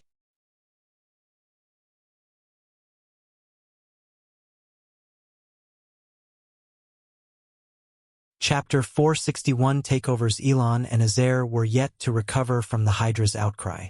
Apart from a few devices invented by the Guardian Guild, there was no way to gauge someone's cultivation level as they had been doing forever. Nonetheless, Ella needed no device to tell Olivier was still at the core formation stage. The dark circles under his eyes and the collarbones building out were enough. Come again, sect leader Ella. Olivier frowned. He could swear that he heard her asking him to join her sect. Drop the formalities, Olivier. Call me Ella, Ella giggled, waving her hand. Olivier was still staring at her without batting an eye as she continued. Rumors claiming you're looking for a new successor to inherit your position as sect leader. Any truth to those rumors? Oliver carried the torch of sect leader of the White Cloud sect for nearly 60 years. Until 2 decades ago, the density of arch energy was extremely low in the world. Thus, the majority of the cultivators born before that time could not reach high stages of cultivation like the youngsters nowadays. So reaching the core formation stage 60 years ago was a pretty big deal. Olivier was considered a prodigy and inherited the sect leader position from his predecessor. The stress of being a sect leader had slowed down his cultivation speed. It took him 40 years to reach level 10 of the core formation stage from level 1, and he spent millions in gold coins buying rare potions and items. Thanks to Ghost and his potions, he was able to cultivate much faster than he used to. Still, it was not enough to make him break through to the core strengthening stage. Since many of his friends advised him to leave his stressful sect leader position, he was looking for a new successor, except he had been doing it under wraps. How the hell did Ella know about this was beyond Olivier. However, rather than focusing on how, Olivier just sighed. Matter of fact, I am looking for someone to take over the sect after I enter seclusion. Something told Ella that it might be his last seclusion. Many cultivators who were suffering bottlenecks would go to the Lonely Mountains as a last attempt to break through to the next stage. The Lonely Mountain was an uninhabitable place where extreme yang and yin energy were always colliding with each other. Due to these two extreme energies, the place only had 2 climates: freezing cold and burning hot. 9 out of 10 cultivators would die trying to break their bottlenecks. If a cultivator could absorb and survive the yin and yang energies, it would break the bottleneck. Venturing into the Lonely Mountain was the last resort for any cultivator. I've been following your sect closely, Olivier. You have certainly done a good job keeping the sect from declining. But your sect has so much potential. It could go beyond and further. Surprisingly, Olivier gently smiled, shaking his head slowly. Ella, I lived long enough to know what you're trying to do. You want my sect to be merged with the Sunrise sect. You literally said that. I've been doing what's right for my sect ever since I became the sect leader. Give me one reason why I should agree to this merger. She would be lying if she said she wasn't pleasantly surprised by Oliver's directness. Wearing a smile on her face, Ella waved her hand as a glistening emerald green potion bottled inside a palm-sized vial appeared on the table. This is my reason. 1-inch Olivier did not recognize the potion, but he sensed a great amount of energy coming from the vial. Before handing over the potion to Olivier, she grabbed a golden parchment and slid it toward Olivier. And this is reason number 2. Go on, open and take a look. Olivier untied the red ribbon to read the contents inside, and the moment he laid his eyes on what was written, he was taken aback by surprise. The parchment contained all the financial information about the Broad River sect for the last 5 years. No sect leader would reveal this to another one, especially another sect leader. In addition to the financial side of things, the parchment also contained the cultivation status of a number of disciples and elders. You put your soul and body into your sect, Olivier. It's your baby, so it's no lie that major change such as a merger would greatly concern you. What you're holding in your hands is to reassure you that if you agreed to this merger, it will be in the sect's best interest. Ella paused for a moment and continued. Before we merged the Sunrise sect and became a part of them, it would be nothing but a miracle to see us disciple break through to the core formation stage before the age of 30. But now, once a month, we get a new core formation stage disciple. Each student now has their own cultivation space and they get free potions and pills, made by Ghost himself. Even the disciples of the 3 big sects don't have such an advantage. It was shocking, but Olivier agreed with Ella in his mind. He also did his research about her and the sect just as she did. No sect would give their disciples potions and pills every month, let alone for free. It was crazy even to think that they had been giving potions and pills made by the 5-star alchemist for free as though they were candies. His disciples and even the elders had to wait in the line for a day to get their hands on the potions and pills made by the Ghost, yet the Broad River sect disciples were getting them for free every month. If it wasn't for the rule that a disciple would get only 1 potion and pill of each kind, the students of the Sunrise sect and Broad River sect would have made a ton of money by selling them on the side. The demand for Ghost's products was going through the roof. And if I'm right, you are planning to go to the Lonely Mountain for seclusion. You don't have to if I can help you. Ella slid the potion towards Olivier. Have you heard the news that Ghost could reach 90% purity? Visit Readle.me for extra chapters. Olivier nodded. Following the events that happened in Hades, every newspaper, including the royal newspaper, had printed Ghost's ability to reach 90% purity in alchemy products he made and his admission to Mazeroth on their front page. At that time, the news spread throughout the continent like wildfire. Not a single soul was unaware of this. That's a 90% pure potion brewed by Ghost himself. And you can't get this particular potion anywhere. It's one of the special potions brewed by him, especially for cultivators such as you. Oliver's hands trembled while holding the potion in his hand. In 1 month, you will be able to break through to the core strengthening stage if you take this potion. You are welcome to take this potion with you and appraise it for yourself. No cultivator would blindly drink an unknown potion no matter how pure it was. What if it was poison instead of a miraculous potion? They would first appraise the potions using a trusted alchemist of their own before taking them. Although no alchemist who was qualified enough to appraise Michael's potions existed in Elon, one could find if it was poison or not, unless, of course, Michael didn't want them to find it. Despite Olivier knowing she was being so generous and trusting to complete the merger, he still appreciated her gestures. What if I said no to the merger? Do I have to give this back? Of course not, Ella waved her hand with a smile. Whether you accept it or not, this potion is yours. Unless you don't want it. Oliver's hand clutched the potion tighter. His heart told him to let go, but his brain screamed at him to hold onto the potion. If what Ella said was true, it finally could bring his suffering to an end and make him reach the core strengthening stage.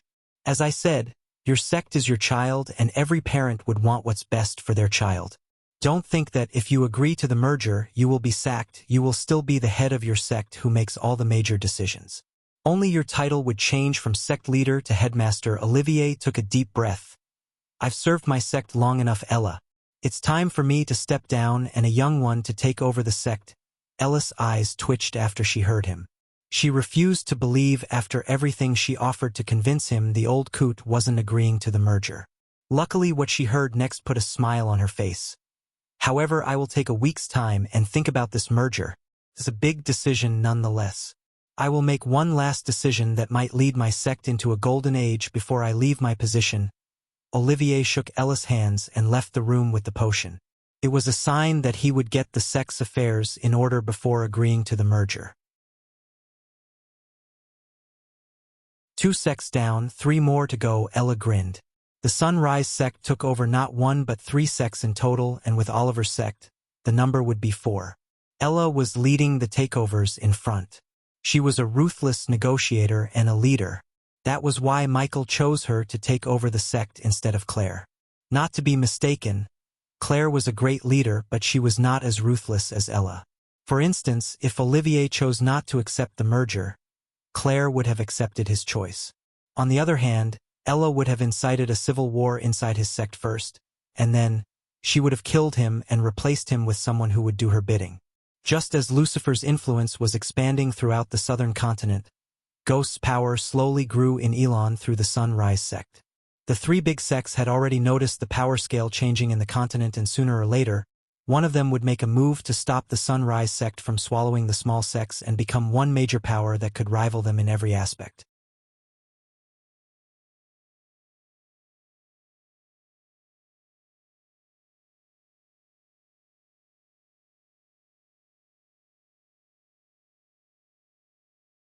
Our enemies can use the primordial flames against us, Victoria immediately answered Maxim without even taking a second to breathe. They will use the flames against us.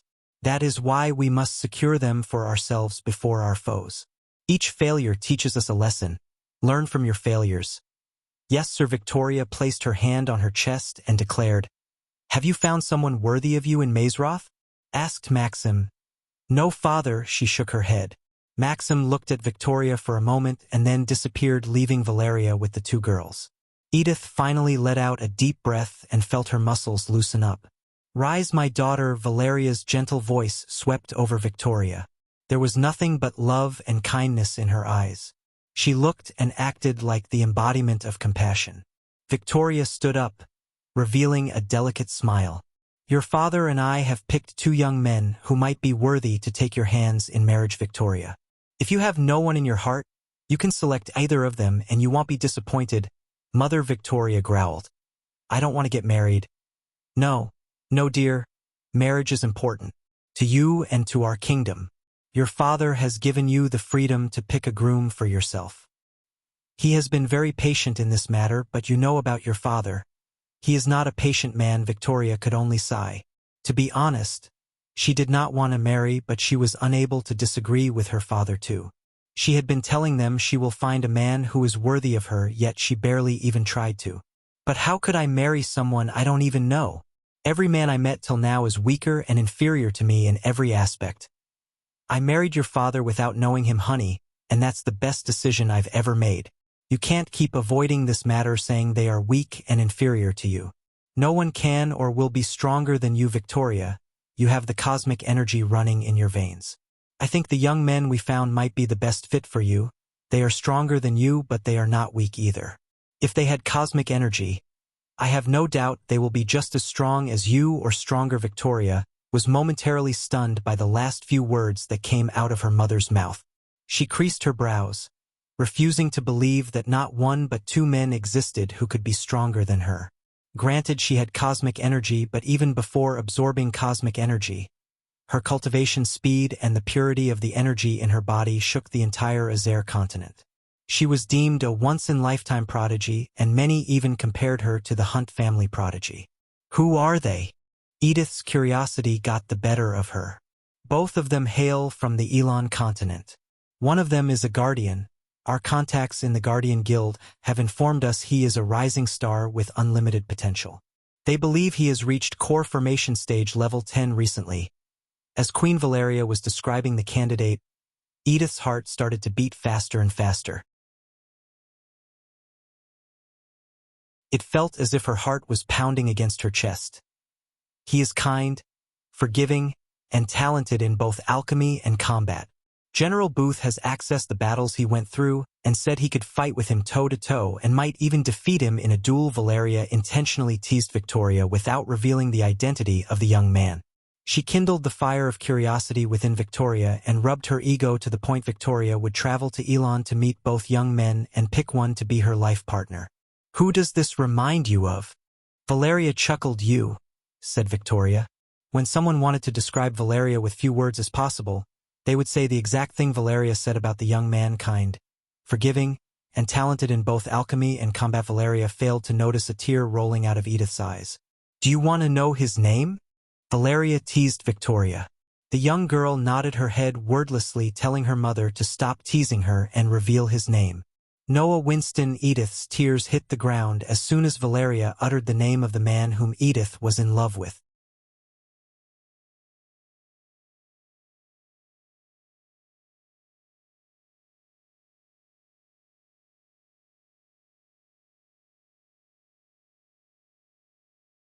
She expressed her feelings about him to Maxim, but as a ruthless king, he was leaning toward the second one rather than choosing Noah. The ultimate decision of choosing the future king of Thusia fell to Victoria. Whatever decision her daughter would make, she would wholeheartedly agree and support her, although she would be over the moon if she was to choose Noah. "Do you know the leader of our alchemy guild?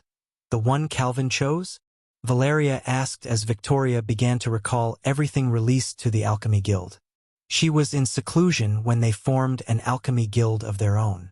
Everything related to talent recruitment had been taken care of by Calvin, and because he was competent, Maxim rarely micromanaged Calvin. Besides, they were at war with several kingdoms, so they had no time to access every talent brought by Calvin. Nonetheless, Victoria did hear Calvin talk about recruiting a 5-star alchemist as their guild leader and plan to topple the Alchemist Guild. He goes by the name Ghost. Apparently, he was also chosen by Mazeroth at the same time as you two. The moment Valeria said this, the images of the youngster Victoria met in the Black Forest flashed across her mind. "That's him," Victoria mumbled under her breath. Everything made perfect sense to Victoria, and her instincts told her the same. "Auntie, I think we've met him already." Edith sighed. Just like Victoria, she connected the dots and guessed her train neighbor and Ghost may be the same person. Edith began to tell what happened in the Black Forest and how the alchemy student mercilessly beat down the warriors to Valeria. "That does sound like him, after knowing what he did to the Princess of Bredia and the fellow competitors during the tournament." Valeria wasn't surprised by what Edith told her. As far as she was concerned, the warrior students were lucky they met him in Mazeroth instead of in Elon, where Ghost would have slaughtered them like cattle. "Since you didn't find one yourself, these two are the choices you have, dear. I would choose - Valeria tried to persuade Victoria to choose Noah, only to get interrupted by Victoria. It wouldn't take a genius to figure out that Valeria preferred Noah over Ghost, and Victoria could read her mother like a book. At first, Victoria only wanted to choose the other one instead of Noah because of Edith. But after hearing everything about Ghost, she really felt like he might be the man she hoped to be her life partner. "I will meet Ghost." Valeria was disappointed deep down, but still, she was happy that at least Victoria agreed to meet him. "After I finish my studies in Mazeroth and hopefully find the primordial flame, I can meet him." Both mother and daughter failed to consider Ghost's opinion on the matter, even after knowing that he already rejected marrying a princess. And last time a king thought about marrying his daughter to him, he ended up not only losing a huge chunk of his kingdom but also almost his daughter.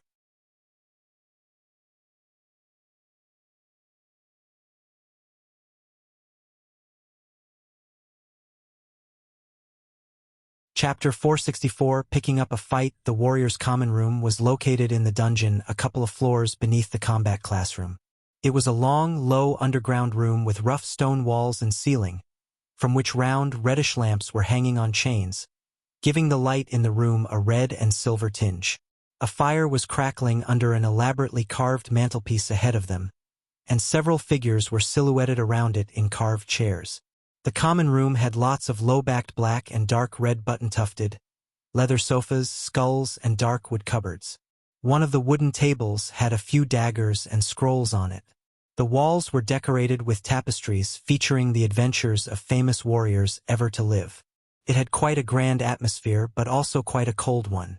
Currently, 5 students were occupying the sofas set in the middle of the room and discussing something. One of the 3 men sitting on the sofa was Elliot Watson, the head prefect of Mazeroth and the man who got Gaia fired. He was not in his silver armor and carrying the heavy sword. He was wearing a linen black full-sleeves shirt, black trousers, and a pair of silver boots. On the opposite side of Elliot, on a couple's sofa, Elliot's best friends and also lovers, Deacon Saunders and Bethany White, were cuddling. Deacon flaunted his chiseled muscular upper body and his raven black long hair. The calluses and veins bulging out of his tan skin were common among the blacksmiths like him. Bethany White had striking red hair, an oval face, and shining blue eyes. She was Deacon's fiancée and also a 4-star runemaster, as well as the heiress to the powerful White family in the Azer continent. While Deacon and Bethany were entangled in cuddling and smooching, a blonde girl in a loosely tied ponytail was making tea for everyone in the room. She would remind someone of Alicia, as the girl looked cold, unsympathetic, and not at all friendly.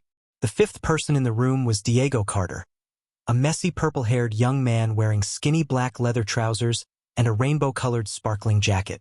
Out of the 5, he was the only one standing in the corner of the room, watching them with a tinge of jealousy painted on his face. His eyes particularly focused on Bethany while his hands were rubbing his crotch.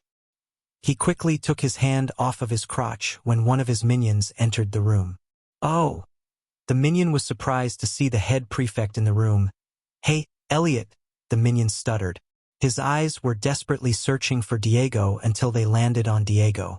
"Boss, you have to see what's going on in the training grounds." The minion tried to lower his voice, but all of them heard him. "What?" Diego rolled his eyes. He was quite annoyed by his minion's untimely entrance. "There's an alchemist showing off by breaking the dummies. So?"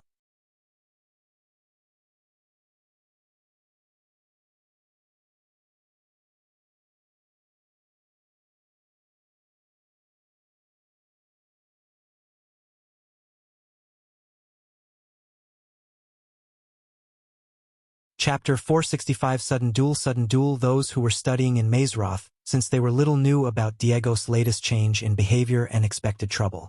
Those who didn't, however, curiously stared at the scene to see what was going to unfold. Diego couldn't believe a newbie was ignoring him completely. Great insult. The rule of no duel between students prevented Diego from venting his anger on the alchemist. The giggles and chuckles reaching his ears fanned the flames of his anger. Once again, Diego menacingly bore his teeth at Michael. "I challenge you to a duel," Diego exclaimed, pointing at Michael. Still, Diego's challenge was unable to draw Michael's full attention. Being ignored in front of all the students as well as his crush did not go well with Diego.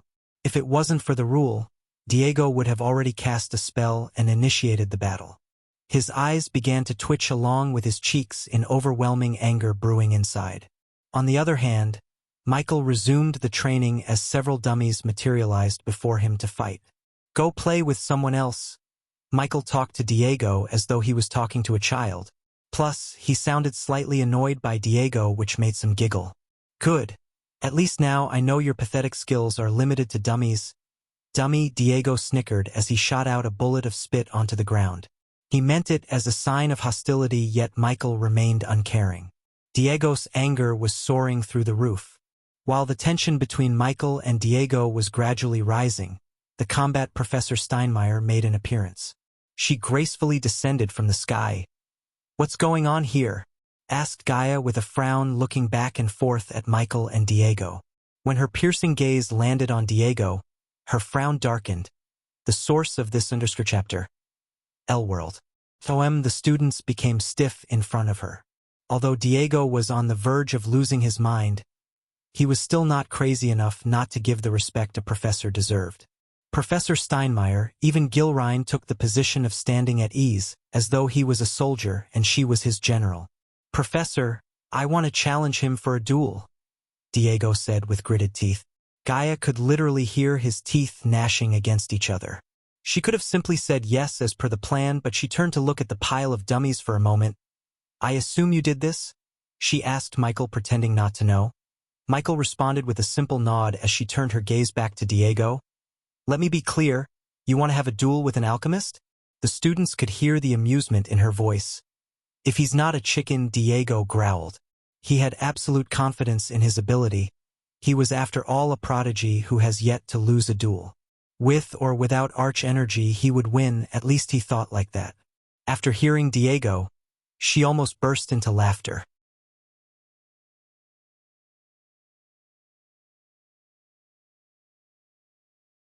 The closer Diego got, the more excited everyone became. Many students could be seen entering the training grounds in a rush to see the commotion, but they never expected to see a duel between an alchemist and a warrior. For more under Chronicles, visit Elworld. Immediately the newcomers deemed Michael as the loser when they saw his green robes. Even the alchemists cursed at him for challenging a warrior. Outside of the Ukulun realm, the alchemists enjoyed fame, wealth, and stardom. However, in Mazeroth they were treated as low class. Part of the reason was that alchemy students failed to come up with new potions and pills to wow everyone for a couple of hundred years, while the other students invented new battle skills, runes, and forged powerful weapons.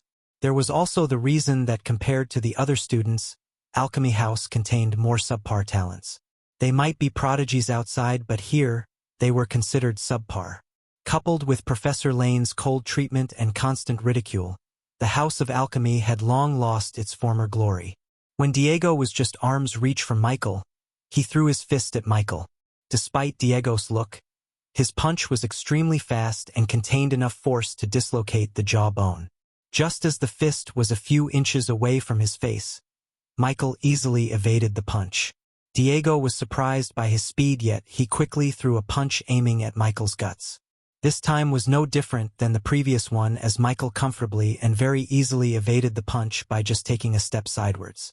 The veins were popping out of Diego's pale skin. He was too mad. Michael, however, grinned inside, bathing himself in badass points. The constant sound of notifications ringing in his head was exhilarating for him. Deacon, Bethany, and Erica, who had witnessed Diego fight before, were completely caught off guard by Michael's reflection and speed. They had not battled Diego personally, but they saw Elliot and Diego train together. In their training, Diego would almost fight head-to-head with Elliot. Their battle would go for hours before always ending up in a draw. The trio very well knew that Elliot was holding back in the duel, so Diego would train harder and harder to win him. Meanwhile, Diego's movements evolved to be faster and faster, to the point many students had a hard time believing they were fighting without using arch energy. Each and every punch and kick Diego threw at him was precise, deadly, and elegant, which revealed the fact that Diego was taught a powerful, deadly close combat technique. If Diego fought someone else, he would have easily won. His bad luck, he met Michael, who reached 98% mastery in Serpent Mega. The normal version of Serpent Mega was deadly enough to be ranked as one of the deadliest close combat techniques. After the changes made to the technique by Michael, it evolved into something far more deadlier than any technique in the world. Because of that, no matter how fast or quickly Diego moved, Michael dodged without breaking a sweat. For Michael, it almost felt like watching a slow-motion movie. He could predict Diego's moves before even he could make them. The battle showered him with almost 30,000 badass points within a few more minutes. Since the rain of badass points was showering him with points, he decided to drag the fight a few more minutes to maximize his earnings. Arg, Diego growled as he felt more and more annoyed by the fact that he has yet to land a blow on him. Almost all the students stared at the fight with their mouths slightly opened. They were completely stunned by Michael. Right at that moment, Edith and Victoria rushed into the training grounds to see the duel. "You're right. It is him." The moment Edith saw Michael, she was surprised. She couldn't believe Victoria was right to tell her that it was Ghost who was the alchemist who pissed off a warrior. Victoria and Edith squeezed through the crowd to reach the front so they could get a better view of the battle. "If this is the best you can do, maybe you're in the wrong house." While evading Diego's punches, Michael uttered these words. They were not loud, but loud enough to reach the ears of every single student. Visit Elworld. .com for a better understanding experience. Son of a bitch. Diego raged after hearing those words. Bethany was watching the battle, and the thought of him getting played by an alchemist in front of her stabbed straight through his ego and pride. Unfortunately, he failed to comprehend that Michael was just getting started. You're tuning in to the Legend of the Vagabond YouTube channel. Don't forget to subscribe and join us on this journey to catch the most captivating stories.